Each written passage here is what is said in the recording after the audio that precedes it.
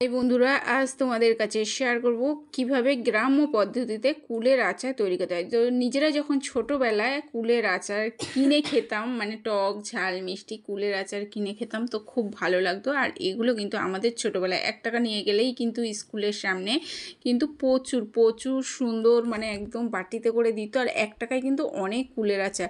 আর ঠাকুমা দিদারা এনারা কিন্তু খুব সুন্দরভাবেই কুলের আচার বানাতো তাদের কাছ থেকে। তো আজ কিন্তু কুলের আচারটা আমার মা করবে, কারণ আমি কুলের আচারটা তৈরি করতে পারি না, ওই জন্য মা করছে।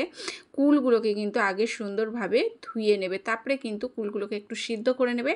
তারপরে চিনি হোক কিংবা গুড় হোক, তো সেটাকে জাল দেবে, দিয়ে কিন্তু কুলগুলোকে দিয়ে দেবে। দিয়ে তারপরে কিন্তু একদম রসের সাথে মানে ভালো করে মাখিয়ে ফোটাতে হয়। কিন্তু হলে না মানে কুলগুলো প্রচণ্ড একটা টক ভাব এসে থাকে। যদি একটু সেদ্ধ করে নেওয়া যায় তো টক ভাবটা একটু কেটে যায়, মানে প্রচুর টকটা কেটে যায়। আর কুল মানেই কিন্তু দেশি কুল যেগুলোকে বলে টক কুল, তো টক কুল কিন্তু প্রচুর টক হয়। তো এখানটায় কিন্তু আমরা আমাদের পদ্ধতিতে করছি, এখানটায় গুড় দিয়েই নিই, এখানটায় দেওয়া হয়েছে চিনি। তো চিনি দিয়ে করছি, অনেকে গুড় দিয়ে করে।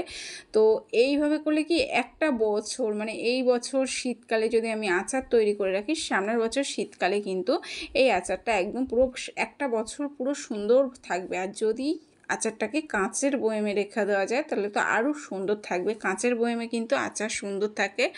আর আগেকার দিনে কিন্তু ঠাকুমা বলো দিদিমা বলো, ওনারা কিন্তু আমি দেখেছি কাঁচের বয়েমে কত সুন্দরভাবে রেখে দিত। আর ভাত দিয়ে অনেকে খায়, তো দারুণ সুন্দর লাগে। তো কুলের আচারটা দেখো কত সুন্দরভাবে কিন্তু কুলগুলোকে ফোটাচ্ছে। আর কুল যখন রোদ্দুরে দেবে, বেশি রোদ্দুরে দিতে নেই, সেটা হচ্ছে হালকা রোদ্দুরে দিতে হয়। তো দেখো একদম কালারটাও কত সুন্দর এসে যাচ্ছে, দারুণ সুন্দর একটা ব্রাউন কালার এসে গেছে, খুব সুন্দর লাগছে কালারটা। তো দেখে মনে হচ্ছে এখনই খাই। তো আমি তো নিজের ছোটোবেলায় যদি হচ্ছে ঠাকুমা কিংবা দিদিমা এনারা হচ্ছে আচার করতো, তো বাটি নিয়ে আগেই গিয়ে বসে থাকতাম যে আমি কখন খাবো আচার।